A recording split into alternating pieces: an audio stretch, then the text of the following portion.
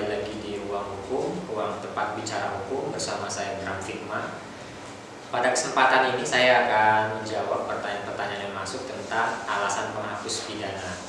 Karena ini menjadi sebuah persoalan ketika seorang melakukan tindak pidana, tetapi yang pertama dia tidak bisa mempertanggungjawabkannya. Yang kedua, perbuatan tersebut ini bukan karena dia sendiri yang melakukannya, dalam artian bukan maksud hatinya, bukan karena keinginannya, tapi karena suruhan dari seseorang atau mungkin dari undang-undang dia melakukan perbuatan tersebut.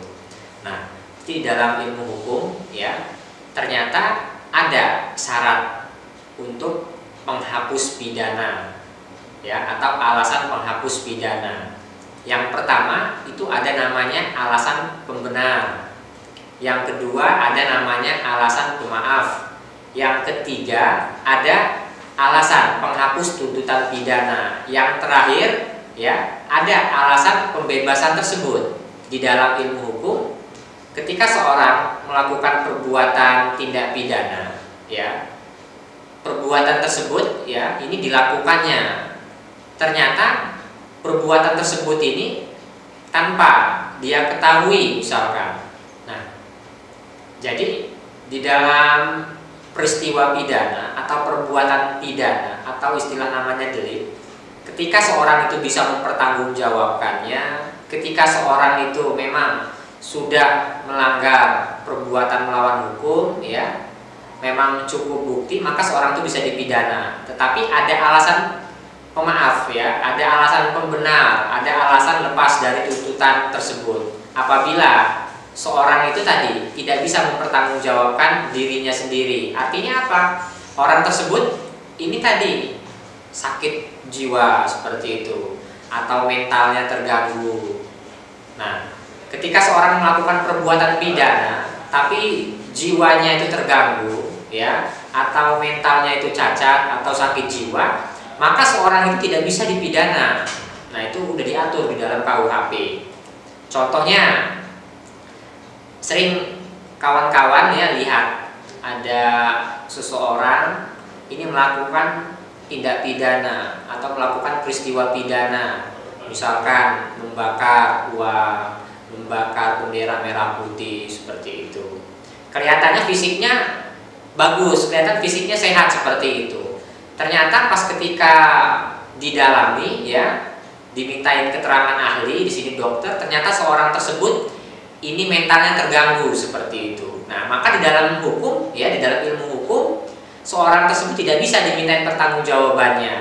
Nah, ini ada alasan pemaaf seperti itu. Dia bisa lepas dari tuntutan pidana.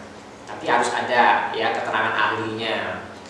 Terus yang kedua, seorang melakukan perbuatan pidana tersebut ya berdasarkan undang-undang atau berdasarkan dari pimpinan atau seorang yang memiliki jabatan atau penguasa seperti itu.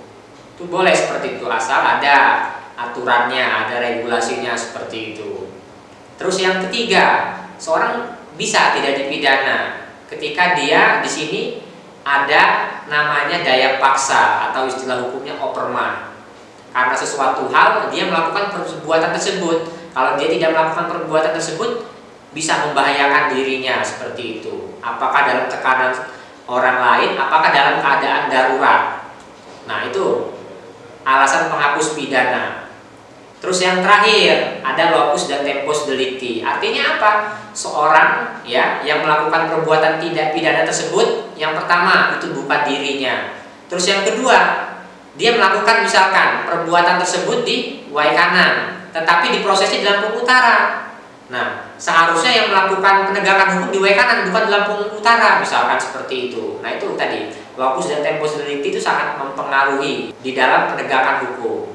Nah, jadi alasan penghapus pidana ini tadi ada beberapa ya, ada alasan pembenar, ada alasan pemaaf, ada alasan hapusnya tuntutan, adanya perbuatan tersebut tidak bisa dipertanggungjawabkan. Nah, itu sekilas tentang ilmu hukum.